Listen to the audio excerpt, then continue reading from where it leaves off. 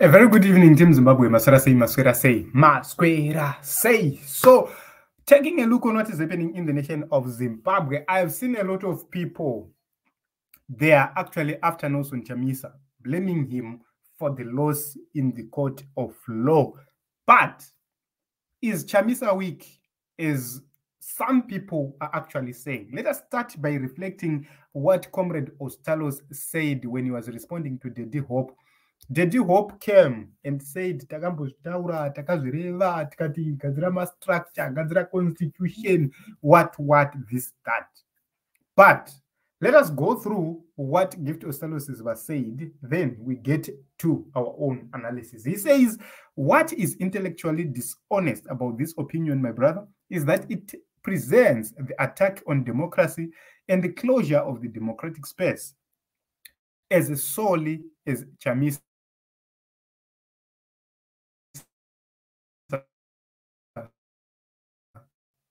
to address the broader national question and examine the dynamics at play. The second issue is the failure to grasp the nature of authoritarian regimes, both in general and specifically within Zimbabwe. It is important to understand that the intention is not only to weaken the authentic opposition, but also to replace it with a preferred alternative. It is indeed the core agenda of the state. Then, no matter the vehicles, documents, or structures involved, whether public or private, it will not halt the assault on democracy. And that is true. Let me tell you this. Nelson Chamisa, the only losing part of Nelson Chamisa are the finances and control over the MPs. But is that the end of the opposition called Triple C?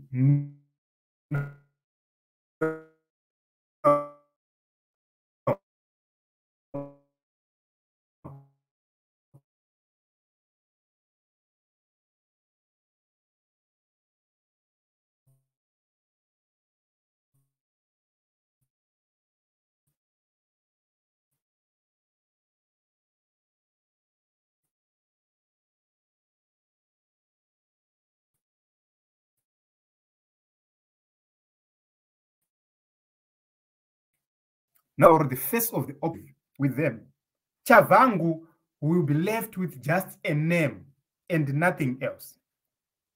The MPs will be left chete vanenge vazoiswa pa PR list. Everyone else will be gone.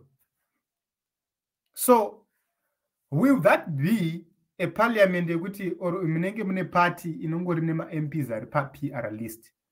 Because if by-elections are to be done, let's say Nelson Chamisa has withdrawn the MPs, the senators, and the councillors. If by-elections are to be done, who will be controlling, who will be winning these elections? Let's say Triple C people decide to boycott. It's ZANU-PF which is going to win. It happened when Morgan Tsvangirai boycotted the elections. ZANU-PF won. Because the supporters of MDC didn't go to vote. So the issue is about Nelson Chamisa. He is not weak. He is not destroyed by a court order, which is a bogus order. He's not destroyed by illegal activities which are happening, which are being perpetrated by ZANU-PF together with its puppets. He will not be destroyed by such. So for those who are celebrating today, they have to know that each and everything does have the end. And there are also what are called limits. Jokes are good, but at a certain point in time, you have to know that you have reached the limits. These people have been joking with the people of Zimbabwe for a very long time. But one day, they will understand that it's time up. Nelson Chamisa does have a lot of options. Number one, he can launch massive protests across Zimbabwe. Number two, he can choose a direct confrontation. Number three, he can sit back and watch while the economy goes down the drain. This year alone, the exports have gone down by 33%. Last year, the exports were over 7 billion US dollars. This year, the exports are under 5 million, around 4 million. More than 33%. That alone is a clear indication that Zimbabwe is going nowhere as a country. What about 2024? What guarantee do you have that 2024 is going to be a different year? How are you going to fix the economy? Because you might think that you are fixing Nelson Chamisa. No, you are not fixing Nelson Chamisa. The economy will continue to sink. And at a certain point in time, the people will say, enough is enough. So it is not Nelson Chamisa who is at stake. The people are at the center of everything. And when you dare the citizens, when you dare the people, you know what happened to E.S. Smith. So my view is that there are people who believe that Nelson Chamisa is finished. But to those who know, they know that is not.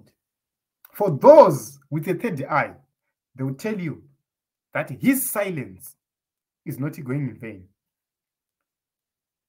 His silence is actually paying a dividend.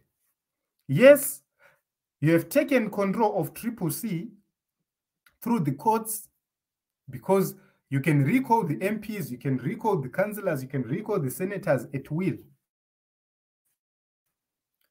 But are you in control of the individuals? That is a very important question. Are you in control of the citizens? It's a very important question.